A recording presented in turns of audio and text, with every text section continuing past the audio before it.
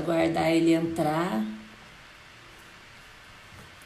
Ele vem falar para a gente sobre a Covid-19 no contexto das doenças ocupacionais. Organizando aqui até ele entrar. Bom, acho que ele... Deixa eu ver se ele entrou aqui.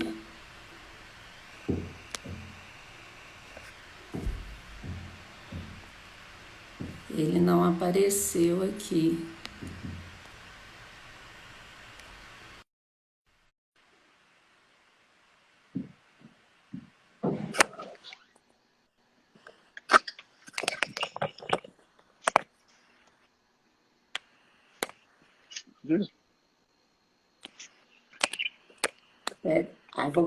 Voltei. Eu tinha perdido minha imagem aqui. Bom Bom dia, dia, doutor Ney.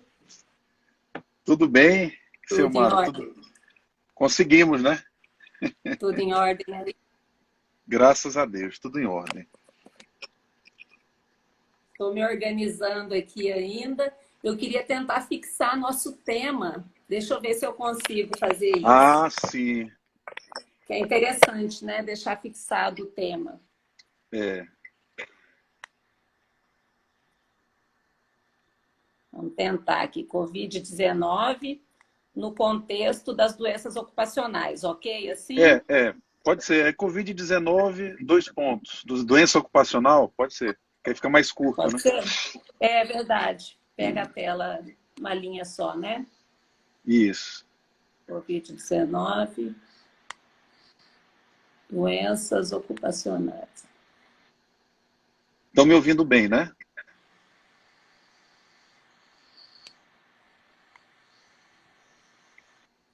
Aí eu acho que a gente tem que segurar, né? É isso. Aí você tem que, eu acho que apertar ou pressionar aí, ele vai aparecer, afixar, aí você bota assim. Não Volta lá, tá, né? ele não Tu está pode, aparecendo para mim, não, essa possibilidade. aí tu terias que voltar assim, enrolando com o dedo Ah, deu até. certo, Isso. Deu deu certo? certo, né? Opa, ficou. Tu já estás mais Consegui, perita que eu também tenho dificuldade, né? estou melhorando, Ah, né? é, Devagarzinho a gente vai dominando o negócio. exatamente. Bom, já tem um número ali interessante de pessoas. Meu bom Excelente. dia a todos, né? Vamos dar início para a gente não perder tempo, porque eu tenho certeza que o doutor Ney Maranhão tem muita coisa boa para trazer para a gente. Quero agradecê-lo, viu, doutor Ney, por ter aceitado o convite da nossa escola judicial. É uma honra tê-lo aqui com a gente, é uma honra poder ouvi-lo, viu, Muito sempre. Uma obrigado, muito honra obrigado. para o nosso TRT 18, para a magistratura goiana e para a nossa EJUD que o convidou. Muito Viu? Quero, obrigado. Eu quero mesmo modo que eu... felicitar, né, a Ejude 18 por essa iniciativa maravilhosa. A promoção do diálogo, do conhecimento, o fomento à reflexão é uma tarefa, né, das escolas judiciais e a EJUD 18 tem desempenhado muito bem esse papel. Parabéns. Quero agradecer o convite, né, ao desembargador Eugênio, Begales também, você, Selmara, pela companhia, né, pela prazerosa companhia aqui nessa live, e cumprimentar, dar bom dia aí para todos os nossos companheiros, né, de jornada nessa próxima hora. Já somos quase 130 pessoas, que maravilha, né? Já são muitas pessoas e bom, é um tempo curto, viu? A experiência que eu tenho tido, Selmara, é que essa uma hora passa rápido e quando a gente vê que não, o WhatsApp, né, o Instagram, ele nos expulsa, literalmente, né? Ele elimina o vídeo. Mas Ele vamos ver como é que a corta, gente né? pode. Ele corta. Mas minha gratidão, é um prazer, eu amo o TRT 18, Goiânia, eu tenho muitos amigos queridos aí, né? O nosso amigo Platão. Eu vou me arvorar a dizer alguns nomes, mas por favor, os que eu não citar não quer dizer que eu não amo e não gosto, né? Mas o Platão, o Fabiano, integrante do quarteto, são pessoas fenomenais, né? O próprio Rodrigo Dias também, e muitos outros também que estão aí nesse TRT muito profissional, muito dedicado, um TRT que é realmente exemplar. Parabéns, Paulo Pimenta, também o presidente do tribunal, né? Meu cumprimento. Então, estamos aqui para poder contribuir de alguma maneira. É um prazer enorme. Prazer é todo nosso. Eu vou aproveitar o gancho, né? O senhor mencionou o desembargador Eugênio, o colega Begales, o Platon, para fazer aqui o meu reconhecimento, como fiz ontem na nossa conversa rápida, meu reconhecimento ao trabalho de excelência que eles realizam à frente da nossa escola, realmente sempre nos oportunizando atividades de muita qualidade. Então, fica aqui meus parabéns, minha gratidão ao desembargador Eugênio Cesário, que é o diretor da nossa escola judicial, ao colega Carlos Begales, que é o atual coordenador. Como eu falei ontem, eu sempre gosto de lembrar, foi precedido pelo Platãozinho, que vinha desenvolvendo também um trabalho fantástico. Então, fica aqui esse registro, porque eles merecem mesmo esse registro. E essas lives que estão acontecendo demonstram, ilustram muito bem isso, porque mesmo nesse contexto de trabalho remoto, eles seguem ativos, nos oferecendo, né, essa oportunidade de estudo, de compartilhamento de conhecimentos. Já tivemos uma live semana passada com o amigo Rodrigo Dias, que o senhor citou. Aproveitar também para deixar um abraço muito fraterno, muito carinhoso para ele. Ele fez uma live fantástica na semana passada. Agora, essa semana, temos essa com o senhor. Teremos mais algumas que já estão programadas. Se tiver tempo, ao final eu anuncio para falar direitinho os temas, as datas. Se não, anunciaremos no perfil do TRT. Fiquem todos atentos, porque na sexta-feira próxima, agora já dessa semana, teremos outra. E na segunda seguinte, na segunda-feira da semana que vem, teremos outra live, sempre no perfil do TRT, promovidas pela Escola Judicial. Ao término, sobrando tempo, eu anuncio com detalhes. Bom, feito esse registro, então, vamos seguir para a live do dia com o Dr. Ney falando para a gente sobre Covid-19 nesse contexto de doenças ocupacionais, como eu pontuei ontem, achei tão oportuno, Dr. Ney, esse tema, porque de fato a gente tem percebido o foco grande que a gente tem dado no problema imediato, como o senhor mesmo comentou ontem, né? O problema imediato que essa crise gera nas relações de trabalho tem um viés econômico, financeiro muito forte. É sobrevivência de empresas, é sobrevivência de empregos, né? Sobrevivência das empresas de cá, manutenção dos empregos de lá, manutenção da renda dos trabalhadores. É nesse sentido que vem o grosso das inovações legislativas. Então, a gente foca muito nessas questões práticas, o que fazer, o que implementar nos contratos de trabalho, de modo a temperar esses problemas econômicos que se abatem sobre a relação de emprego. E com isso, é necessário que assim seja, porque é de fato um problema grave, imediato, que precisa ser sanado, mas com isso a gente corre um risco grande de negligenciar um aspecto da crise que se abate também sobre a relação de trabalho, que é fundamental, que é o aspecto da saúde do trabalhador, né? Da integridade física desse trabalhador. E por isso, assim, lhe parabenizo por trazer o tema para a gente, porque a gente precisa, assim, se debruçar, refletir, estudar esse aspecto da questão, que vai ser uma demanda latente para a gente, não tenho dúvida, né? Para todos nós, advogados, magistrados. Enfim, então, parabéns por trazer o tema. Vou explicar rapidinho o formato. Combinamos com o Dr. Ney que ele fará um esquema expositivo mesmo, uma palestra para a gente. Não vai ser um debate que eu fique interrompendo, não. Ele vai ter a palavra, vai falar pelo tempo que achar oportuno, e havendo espaço, ao final eu repasso as perguntas que forem chegando. Se eu conseguir anotá-las, vou tentar aqui anotá-las direitinho, e aquelas que eu conseguir anotar e que houver tempo ao final, o doutor Ney se dispôs a respondê-las. Não é isso, doutor Ney? Sim. Vamos lá. Então, eu vou ler o currículo do doutor Ney Maranhão, e aí em seguida, deixa eu ver se tinha mais algum recadinho, tem o recado das lives que eu farei ao final. Vou ler o currículo, em seguida a palavra está com o senhor, doutor Ney Maranhão. E aí, quando tiver faltando uns 15 minutos para o término, uns 10 minutos, eu lhe aviso. Pronto, certo? 15 minutos. 15 minutos você me avisa. Mas fique à vontade. Só um recado. Eu vi que eu estava esquecendo algo. Essa palestra, quem tiver interesse, pode pegar o certificado de participação. Dá direito ao certificado de 1 hora a aula. É só entrar no site do TRT com a extensão /cursos e clicar lá em certificação de lives, ok? Então acompanhem, fiquem com a gente, porque isso vai gerar também um certificado de participação, tá bom? Vamos lá. Vou ler o currículo do Dr. Ney Maranhão. Ele é doutor em Direito do Trabalho pela Universidade de São Paulo, USP, com estágio de doutorado sanduíche junto à Universidade de Massachusetts, Boston. É mestre em Direitos Humanos pela Universidade Federal do Pará. É especialista em Direito do Trabalho pela Universidade de Roma, La Sapienza, Itália. É professor adjunto do curso de Direito da Universidade Federal do Pará, tanto na graduação quanto pós-graduação. É professor convidado de diversas escolas judiciais, de tribunais regionais do trabalho. É juiz no TRT da 8ª Região, titular da 2ª Vara do Trabalho de Macapá e é titular também da cadeira número 30 da Academia Brasileira de Direito do Trabalho. A palavra está com o senhor, doutor Ney. Fique à vontade. Muito obrigado, doutora Selmara. Obrigado pelo carinho, pela recepção. Renovo meus parabéns à EJUDE 18, tá? Pela iniciativa.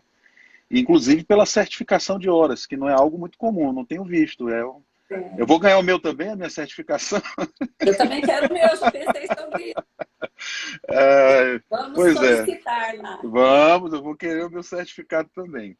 Mas vamos lá, eu vou me permitir aqui fazer uma exposição um pouco contínua, não vou dizer corrida, mas contínua, porque realmente tem muita coisa, o tema é complexo, muito seguramente ele demandaria algumas horas de reflexão, né, para se aprofundar.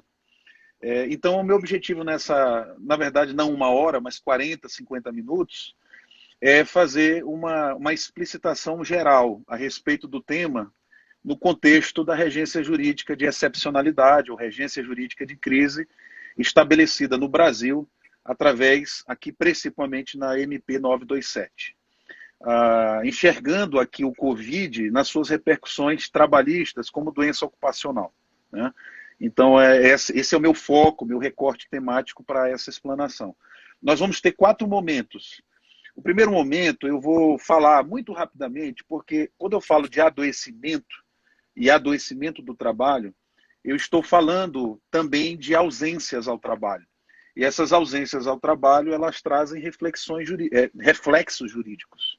Então, eu vou falar muito rapidamente de ausência ao trabalho, trazendo à tona o que há de normatividade vigente a respeito de ausências ao trabalho por força da questão da pandemia. Depois nós vamos mergulhar, até onde o tempo permitir, na exegese, na avaliação da importância, na abordagem do artigo 29 da medida provisória 927 de 22 de março. É essa medida provisória que traz um regramento específico sobre a natureza ocupacional ou não da doença chamada Covid-19. Então nós vamos fazer uma verticalização aí nesse dispositivo e buscar nele as suas justificativas fáticas, legais, jurídicas, importância sociojurídica e alguma interpretação. Depois eu quero entrar, se possível for, Selmara, num aspecto processual. Eu quero falar de prova de nexo causal, presunção omnes, presunção legis, dar algumas dicas a respeito da dimensão processual que o tema pode desbordar. E por último, vamos ver se o tema vai dar.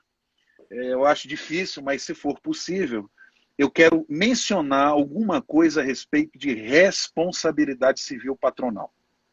Então, trazer alguma coisa a respeito da reparação de danos no contexto da doença ocupacional Covid-19, que é um tema extremamente delicado, intrincado, mas se eu puder aqui no final, pelo menos em 5 ou 10 minutos, trazer alguma reflexão, também vou me dar por satisfeito. Então esse é o nosso roteiro metodológico, né, de abordagem. Bom, então o nosso contexto todo mundo já conhece, eu vou me permitir não entrar em detalhes a respeito da enfermidade, da Covid-19, nós estamos maximamente informados a respeito. O ponto central de reflexão aqui na nossa live vai ser o artigo 29 da MP 927, e eu vou me permitir ler esse texto. Diz assim: os casos de contaminação pelo coronavírus Covid-19 não serão considerados ocupacionais. vírgula, exceto mediante comprovação do nexo causal. Então, esse é o texto, a regência jurídica específica do Covid-19 abordado na perspectiva das doenças ocupacionais. Ou seja, ele estabelece que o Covid-19 ele não é uma doença ocupacional. Ele fixa, antecipando um argumento, uma presunção de inexistência de vinculação da doença com a dimensão do trabalho.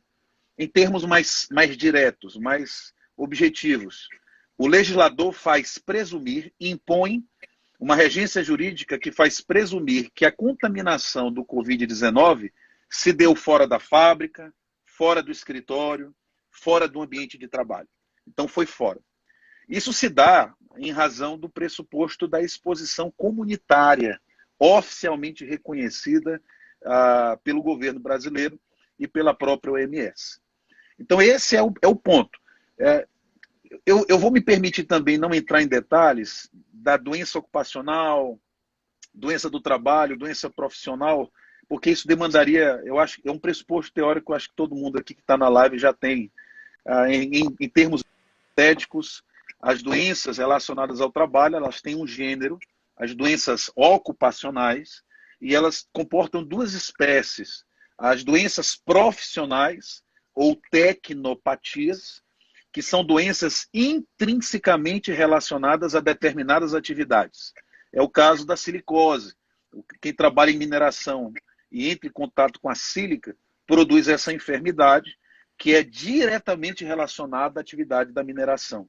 Então, esta é uma chamada tecnopatia ou doença profissional e ela faz eclodir uma presunção iure, ou seja, uma presunção plena de que há um nexo causal entre a enfermidade e a atividade de trabalho. Por outro lado, nós temos as chamadas doenças do trabalho, né? As doenças do trabalho são espécie das doenças ocupacionais e são chamadas assim mesopatias, ou seja, que se dá no meio, em meio às circunstâncias de trabalho. Enquanto as doenças profissionais elas são intrinsecamente relacionadas a um ambiente de trabalho, as doenças do trabalho elas são circunstancialmente relacionadas ao ambiente de trabalho. São enfermidades gerais, comuns, que podem ser adquiridas, elas podem ser... o gatilho de nascimento da enfermidade pode acontecer em qualquer contexto, inclusive no contexto extralaboral. É o caso da Lerdort, da lesão por esforço repetitivo, do distúrbio osteomuscular relacionado ao trabalho. Você pode ter isso simplesmente no exagero da digitação de teclas do seu próprio celular. Então, o surgimento da Lerdort, por exemplo, ela pode se dar circunstancialmente no contexto de trabalho, como, por exemplo, no digitador. Então, essas são doenças do trabalho. A doença do trabalho, ao contrário da doença profissional, ela não implica presunção de caráter ocupacional. A presunção é justamente que ele não tem caráter ocupacional. Então, aí você precisa demonstrar, provar de que a doença verdadeiramente ela eclodiu em razão de um fator, de uma característica específica do ambiente de trabalho. É o caso da Covid-19. A Covid-19 ela não é uma doença do trabalho, segundo o artigo 29, porque ela é uma enfermidade cuja contaminação pode se dar em qualquer lugar. No supermercado, no banco, na rua, no elevador. Ao tocar em objetos, ao tocar no botãozinho do elevador, você pode ser contaminado com o vírus, o coronavírus. Então, ela, portanto, se enquadraria não em doença profissional, mas em doença do trabalho. E a regência jurídica tradicional, eu disse, faz realmente presumir o caráter não ocupacional dessa enfermidade, demandando, portanto, do interessado o ônus de provar o nexo causal entre a enfermidade e as específicas atividades de trabalho. Então, esse início, essa abertura, é só para contextualizar o porquê que eu estou mencionando Covid e doenças ocupacionais, mais precisamente doença do trabalho, porque ele vai realmente exigir esse jogo de ônus da prova. Feita essa introdução, e isso está no artigo 20 da Lei 8.213, tá? De 91, tá, seu Mário? Então, quem quiser... professor, o senhor está tirando isso da onde? Da 8.213 de 91, artigo 20 fala que as doenças ocupacionais, para fins legais, se equiparam a acidente de trabalho. Então, os acidentes de trabalho típicos, né, as mutilações, as quedas, as perfurações, elas ensejam as repercussões jurídicas que nós já conhecemos. E a lei, ela equipara a acidente de trabalho as doenças ocupacionais. Tanto as doenças profissionais, presumidas ocupacionais, como as doenças do trabalho comprovadamente relacionadas ao trabalho. Elas são fixadas, essas doenças têm um decreto, uma regulamentação. É importante dizer que a enfermidade, seja doença profissional, seja doença do trabalho, elas não constem desse regulamento oficial do governo, da Previdência, não há problema, porque esse rol é meramente exemplificativo. Então, lá no parágrafo 2º do artigo 20 da Lei 8.213, você vai ver claramente essa menção de que se você não encontra essa enfermidade nesse rol, é o caso do Covid-19, muito provavelmente, uma enfermidade nova, se é que já não foi colocada, mas isso não traz qualquer problema para o seu reconhecimento, tanto previdenciário como judicial, tá? Pelo seu caráter ocupacional. Então, eventualmente, não existindo a menção ao Covid-19, não há obstáculo legal para que se reconheça esse caráter ocupacional, porque o rol oficial de doenças profissionais e do trabalho é um rol simplesmente exemplificativo, ou seja, é números apertos, né? Ou seja, é meramente exemplificativo. Bom, feita essa introdução, vai ser mais legal, a diferença... Pois não. Doutor Ney, deixa eu interrompê-lo um pouquinho, porque está cortando um pouco. E alguém fez um comentário de que se eu tirar os comentários, pode melhorar. Está cortando um pouco a sua fala. Como é que eu tiro esses então comentários? É melhor. Aí é o seguinte, eu acho que bem nesse comentário que aparece, tem 3 pontinhos. Eu acho que se você apertar nesses 3 pontinhos, ele vai perguntar, desabilitar comentário, aí você aperta. De fato, melhora. Melhora. Para mim está normal, eu tô aqui te ouvindo e te vendo normalmente. Para tranquilizá-lo, deu para compreender tudo. Tudo que o senhor falou. Assim, inclusive, o pessoal estava elogiando ali a definição de distinção, doença profissional e do trabalho, ficou tudo muito claro, mas estava fazendo um corte. Então, vamos ver se melhora. Um corte. E aí o pessoal, às vezes a gente fica preocupado se as pessoas estão nos entendendo e nos ouvindo. Tem um recurso do Instagram aí que permite a gente acompanhar aí, que é o pessoal vai apertando o coraçãozinho aí, viu? Isso significa que o pessoal tá ouvindo. Isso nos deixa mais relaxado, porque sabe, olha aí, o pessoal tá... Então vamos apertando o coraçãozinho aí. Vamos lá, então vamos para a nossa... Estou percebendo que vai melhorar.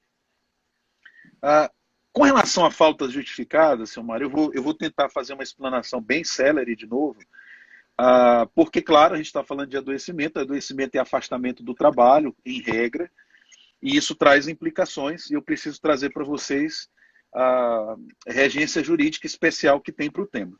Então, com relação à falta justificada, nós temos uma regência jurídica, que é a Lei 13.979, de 2020, né? Ela regulamenta, ela traz digamos assim, as diretrizes jurídicas por período de calamidade pública, né? E ela trata, claro, do afastamento relacionado ao trabalho em razão de algumas circunstâncias próprias do combate à pandemia. Então, por exemplo, essa lei no artigo 3º, parágrafo 3º, é a Lei 13.979 de 2020. Ela diz que será considerada falta justificada ao trabalho, tá? Ao serviço público e também nas atividades privadas, a ausência decorrente, por exemplo, de ordens médicas de isolamento, que é aquela separação das pessoas contaminadas ou então doentes, sintomáticas ou assintomáticas, tá? É muito importante isso.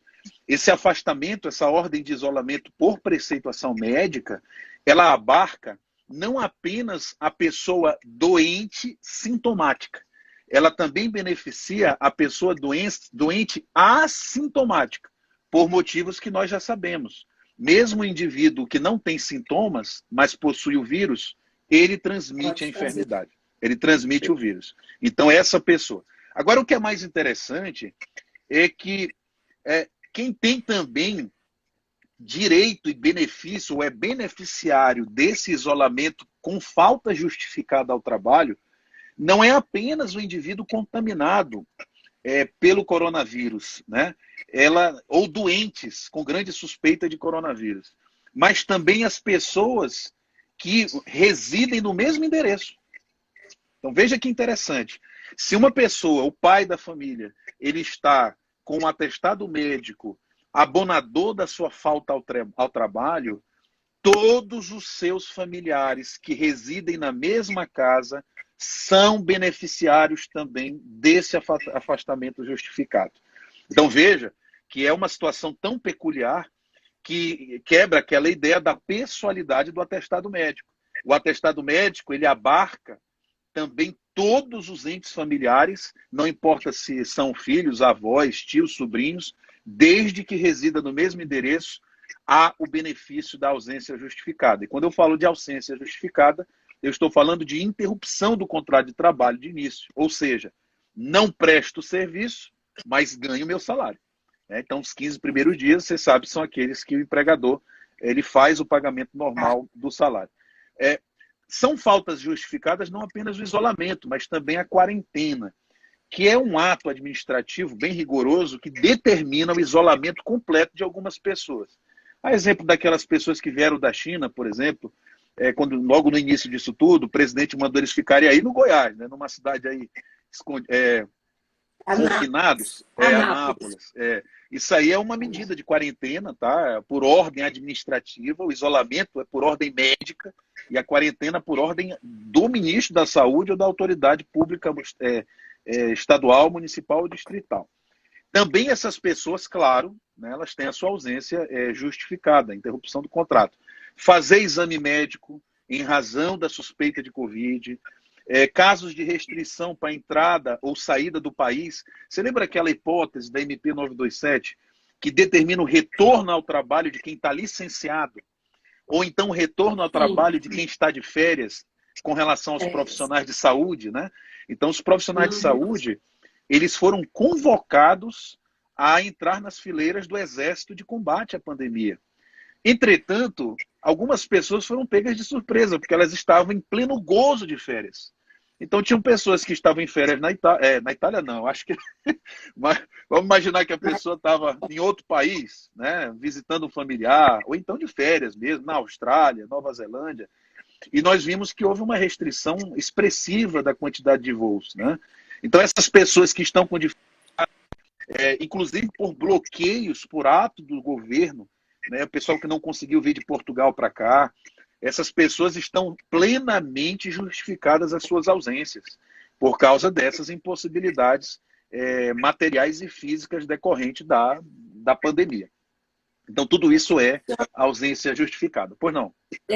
O senhor tinha dito que, apesar do formato expositivo, quando eu entendesse, interessante fazer uma pontuaçãozinha para enriquecer bem rapidamente, então, porque eu acho que isso é muito importante mesmo, que é uma questão muito prática, né, muito direta ali no dia a dia das empresas e dos empregados. Então, quer dizer, fica bastante claro da sua exposição, que o só fato dos governos estaduais estimularem o isolamento, estimularem o fique em casa, só isso não justifica que o empregado vire e fale, olha, então não vou trabalhar, estou justificado a minha falta porque o governo orienta que fique em casa. Não é assim. Tem que estar numa situação que enquadre na 13.979, não é isso? Isolamento, exatamente. Quarentena. Exatamente. Foi muito boa a sua colocação. Foi muito boa. Eu estou com medo, eu não quero sair de casa. A minha atividade...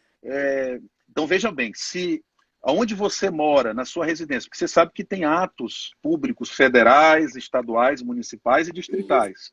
E o Supremo Tribunal Federal, por decisão do ministro Alexandre de Moraes, reconheceu a competência das autoridades públicas municipais, estaduais e distritais, independentemente de diretrizes do governo federal. Isso quer dizer que cada autoridade pública vai poder ter uma margem de liberdade para tomar decisões restritivas de direitos no âmbito da sua competência municipal, estadual ou distrital. E o que você está dizendo é muito importante, porque o simples fato do governo estimular o confinamento social não significa o direito a ficar em casa por falta justificada no trabalho. Você disse isso muito bem e é verdade. Então é preciso ter um atestado médico, abonador, ou então um ato público determinando a quarentena. Quando eu falo quarentena, é a ordem específica para uma determinada comunidade, uma determinada localidade, fechar tudo, tá? Então isso aqui é quando há uma contaminação muito perigosa num bairro e tudo, as pessoas não podem nem entrar nem sair. Isto não aconteceu, não é muito comum. Aconteceu naquela hipótese que eu te mencionei do pessoal que veio de fora. A ordem de confinamento social, a orientação, veja, nós temos, por enquanto, nós temos apenas diretrizes e orientações para não sairmos de casa, mas a gente pode sair de casa, ninguém está, mediante, não existe uma normatização proibida de casa. Por isso, não há esse, como você muito bem colocou, especialmente se a atividade é essencial. Se ela é reconhecida no decreto, aqueles que são atividades essenciais têm o dever de trabalhar. E aqueles que não são vão depender da regulamentação jurídica própria da sua região, porque em alguns lugares há ordens de fechamento de algumas atividades comerciais, por exemplo, e aí você é obrigado realmente. Aí você tem a justificativa para o trabalho da sua ausência, o que não quer dizer que você não possa sair de casa, mas você tem a sua ausência justificada do trabalho. Então, espero que isso tenha ficado claro, né? Ficou bem claro. Doutor Ney Maranhão realmente está tendo um travamento na sua imagem, um descompasso da imagem e som. A gente ouve, mas há um descompasso. Será que se mexer aí, a sua conexão está boa? Está boa. Minha internet está ótima. Deixa eu ver aqui. A minha internet está funcionando normalmente. Me dá um minutinho aqui que eu vou só ver. Conferir aqui, tá? Segura aí. Tá. A gente escuta, mas de vez em quando corta. A sua imagem fica desconfigurada em muitos momentos. Normal. Aqui está normal. Será que não é aí? Será que não é aí? Eu vou ativar os comentários. Só para ativa os comentários para a gente ouvir. Exatamente. Para vocês dizerem para a gente se está dando para acompanhar bem ou se está prejudicando muito, porque para mim tem um descompasso aí de voz e imagem. Ativou? Pode seguir.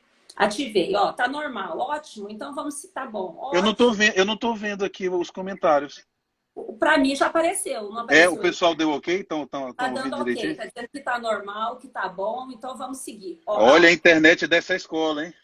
Pois é, teve uma pessoa que falou que está travando. Só uma pessoa aqui está travando. Mas então, deve ser a minha. Então, toca o barco porque está ótimo, está muito esclarecedor.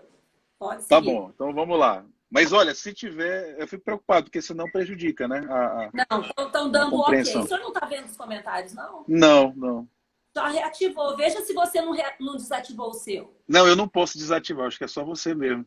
Interessante, né? Eu realmente aqui não tô vendo. Para mim voltou a aparecer. Eu vou deixar aparecendo aqui para mim, então. Tá bom, perfeito. Aí é bom que o pessoal vai controlando aí, né? Se tá travando, se não tá.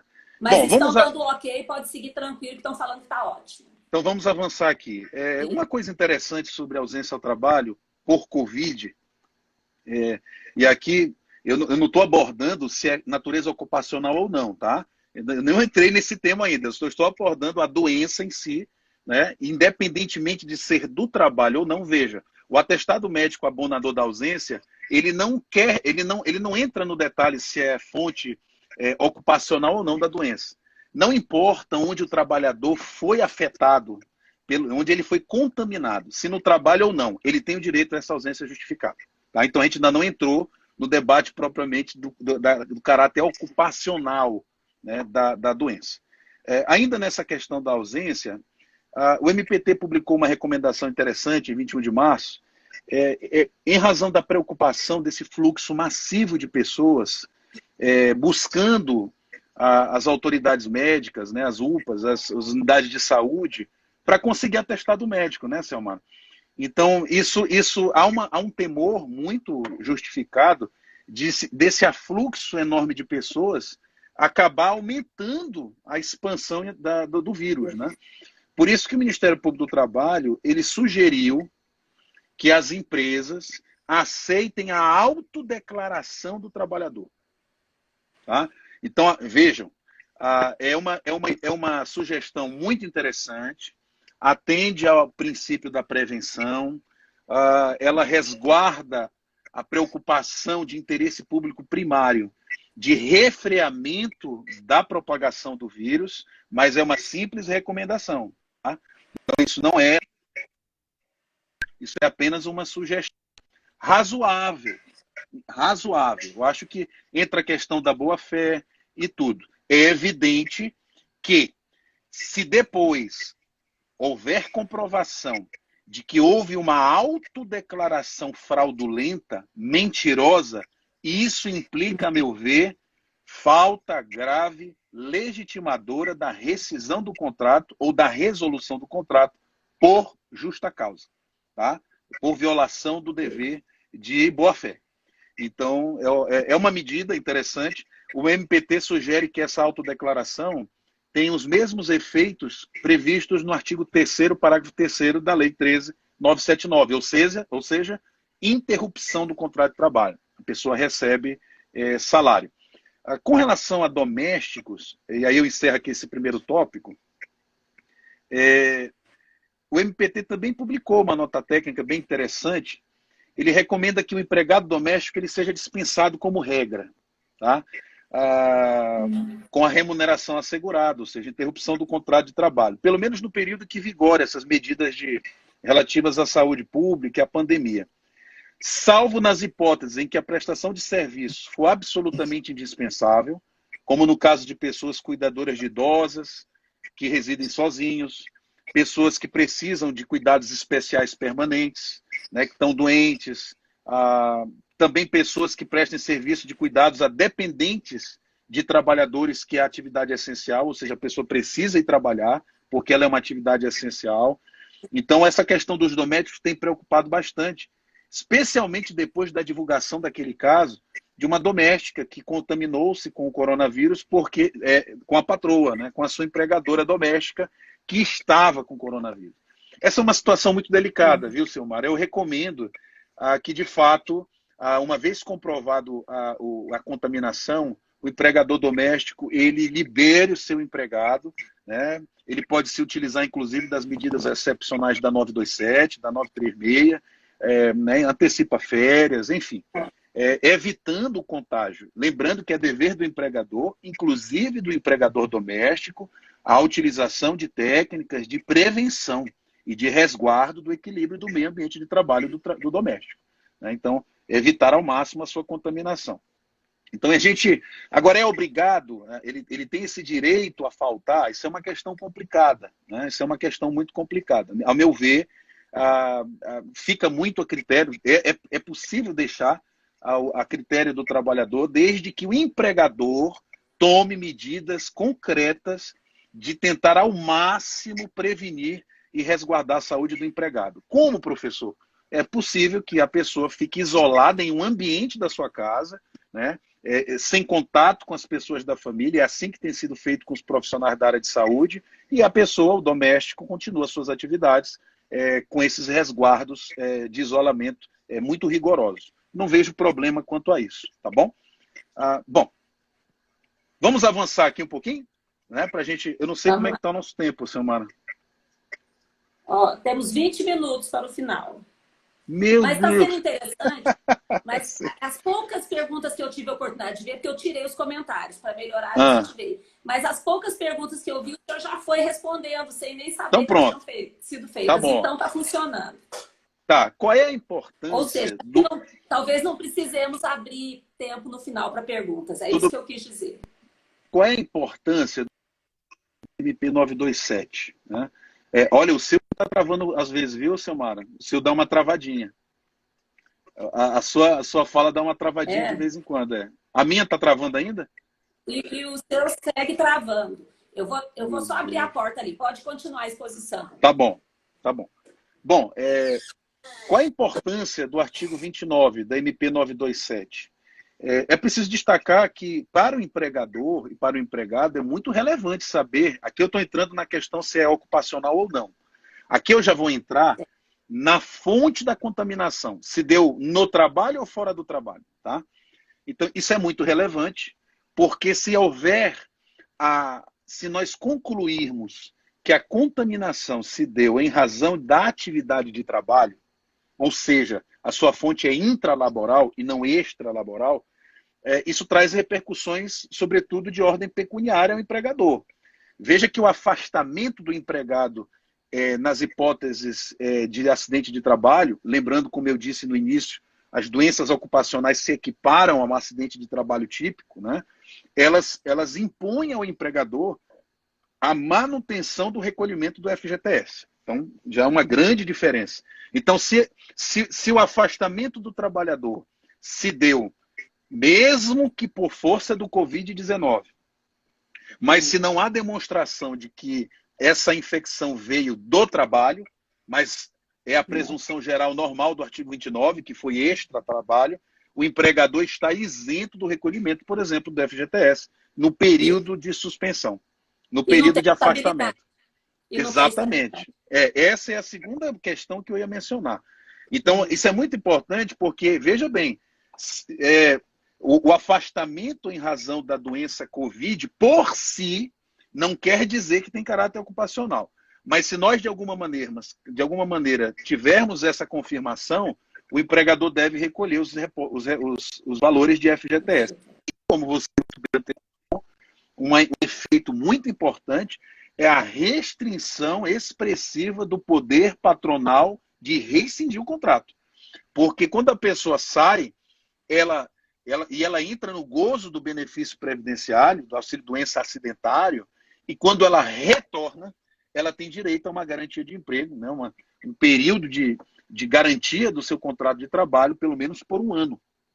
Então, veja, portanto, que são muito relevantes os reflexos do reconhecimento da natureza ocupacional da enfermidade, né, do Covid, para fins do contrato de trabalho, porque ele resguarda ao empregado recolhimentos de FGTS e também o prolongamento do seu próprio contrato de trabalho.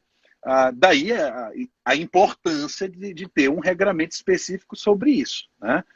Lembrando que a estabilidade ela não guarda relação direta com a enfermidade. Então, mesmo que você fique enfermo por Covid-19, mesmo que se confirme o caráter ocupacional, você só vai ter direito a essa garantia de emprego se você se ausentar do trabalho por mais de 15 dias. Lembra que o período de afastamento e tudo, de cuidado, é de 14, podendo ser renovado. Então, é possível nós termos trabalhadores que vão se afastar por Covid, pode ser relacionado ao trabalho, e ainda assim ele não ter direito, claro, à garantia de emprego, porque ele não se ausentou por mais de 15 dias. Tudo bem? É preciso ficar claro isso. É também preciso ficar claro que mesmo que se reconheça o caráter ocupacional do Covid depois, né, depois que passar tudo isso, mesmo depois do fim do contrato, não tem problema. A súmula 378, inciso 2, item 2 do TST, diz que ainda assim é possível se reconhecer essa garantia de emprego, né, esse caráter ocupacional, nesse caso é reconhecido judicialmente, né? Vamos avançar.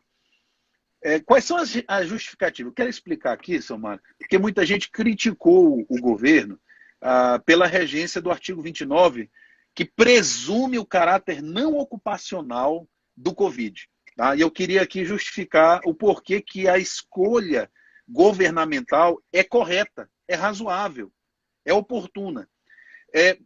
Primeiro, por duas justificativas fáticas, ou fático-jurídica. Né? Primeiro, porque a portaria 454 do Ministério da Saúde reconheceu a exposição comunitária do Covid-19. O que que isso quer dizer? Quer dizer que a contaminação ela não está mais restrita à pessoa entrar em contato, ou vir do exterior, ou ter contato com alguém que veio do exterior. Nós já chegamos num ponto de alastramento virótico que já se reconhece que não há mais esse tipo de experiência, ou não se precisa mais se perguntar se a pessoa esteve fora do Brasil ou não. Você pode pegar o coronavírus em qualquer lugar. Não importa se você viajou para o exterior ou não. Então, essa exposição comunitária reconhece o caráter pandêmico desta doença.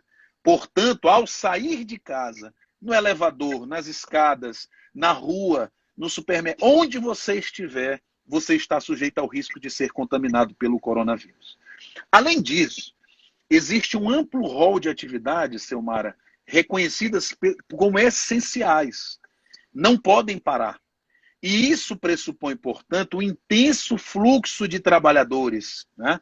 Então, nós temos um rol amplíssimo. Pessoal de supermercado, de farmácia, telecomunicações, bancário, nessa parte de compensação bancária. Enfim, nós temos muitas atividades que realmente continuam, porque a sociedade não pode parar. Você já imaginou faltar alimento, insumos de saúde, de higiene? Então, realmente é complicado.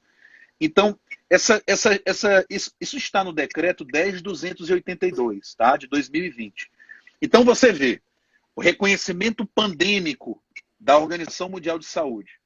Você vê o reconhecimento de exposição comunitária por portaria do Ministério da Saúde brasileiro. E você vê um amplo rol de atividades essenciais, portanto, há de se reconhecer que, de fato, a pessoa pode pegar o Covid-19, a Covid-19, em qualquer lugar.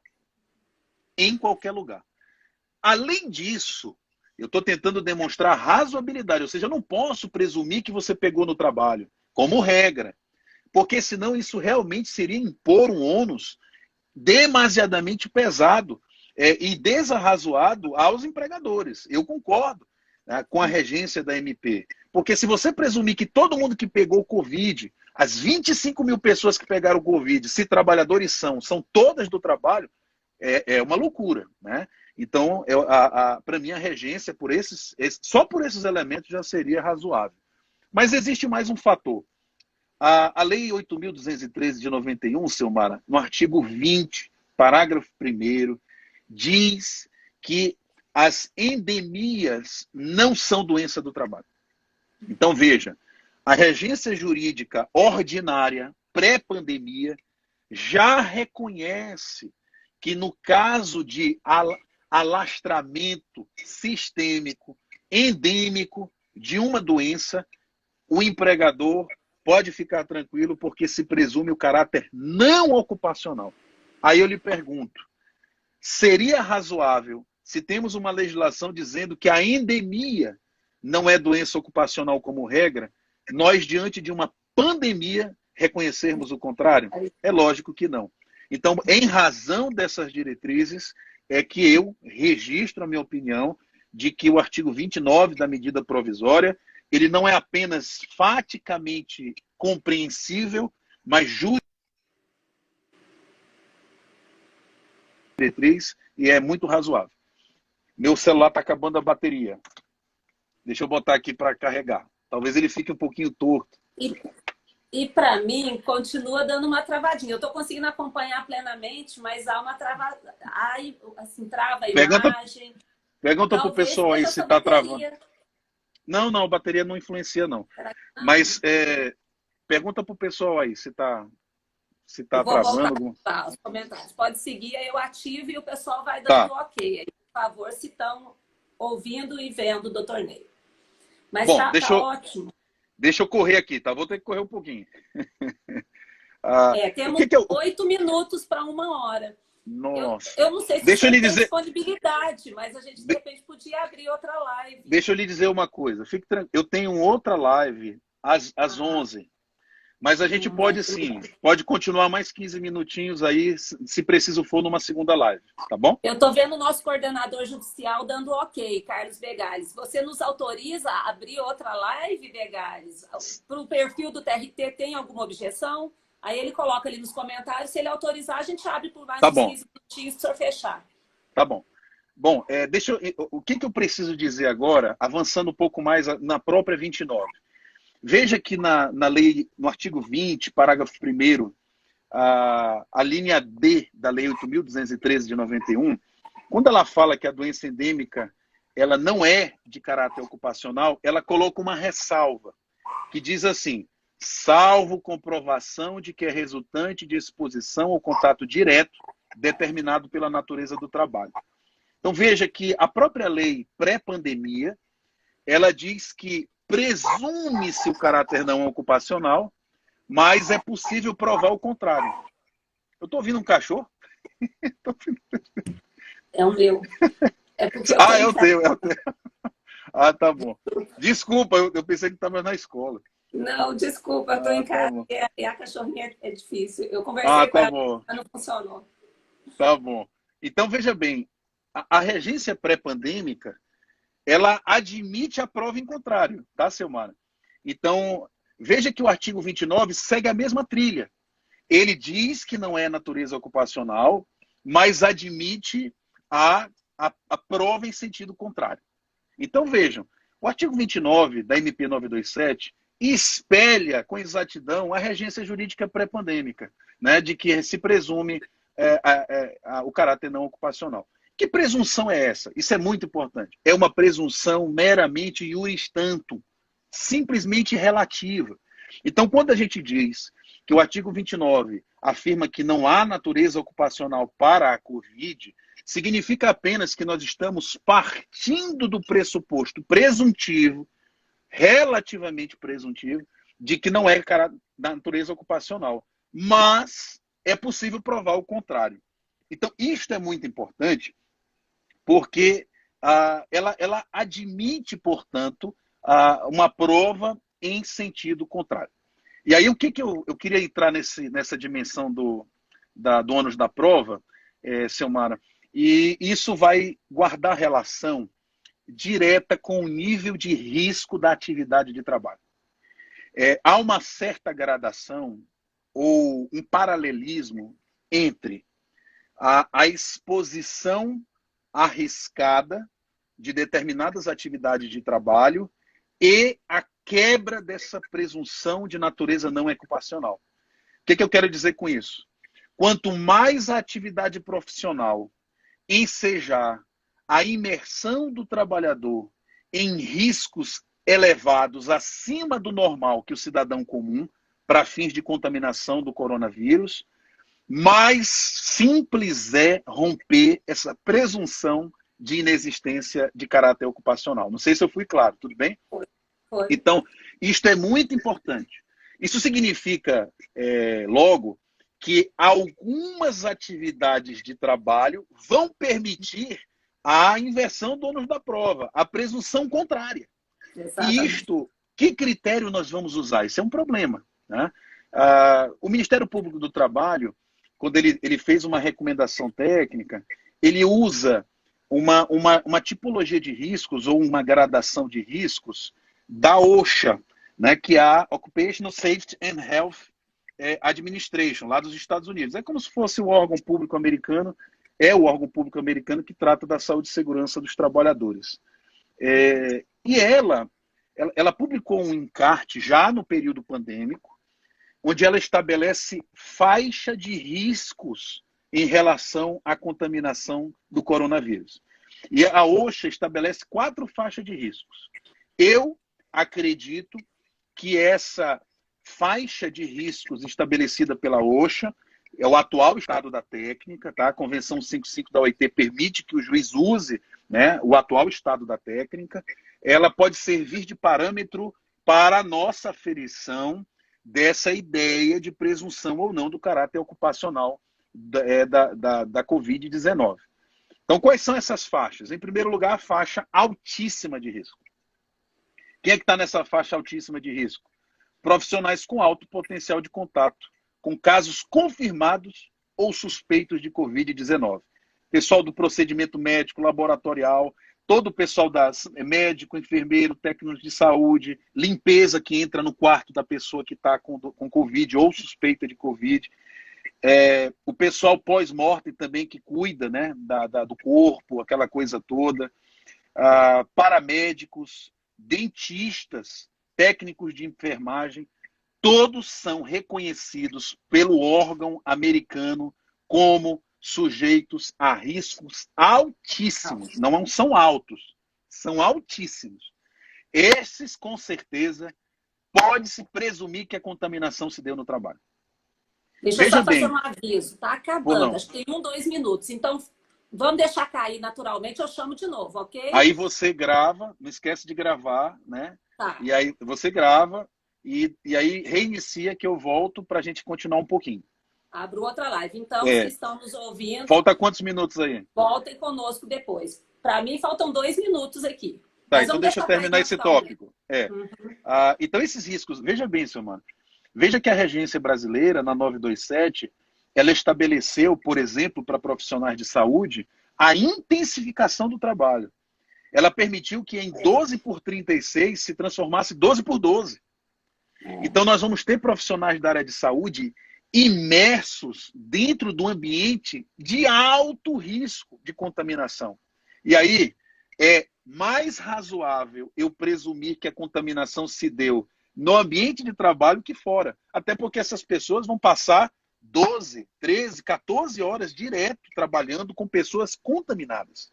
Este é um caso que a presunção vai se impor. Este é um caso que o contrário vai se impor. Inverte. Né? Daqui a pouquinho, talvez na próxima live, eu vou dar dicas processuais de como fazer isso tecnicamente. Eu estou dando, por enquanto, só a referência técnica para a gente poder refletir que atividades nós podemos presumir que são atividades de risco, né? De risco realmente elevado. Como é que está aí? 1 minuto. Para mim aqui. Então encerra e já começa, para eu poder começar outro argumento. Tá bom? Combinado. Então vamos lá. Entrem conosco. Só lembrando que nós vamos continuar, né? Para o pessoal retornar conosco. Exatamente. Então, fechando.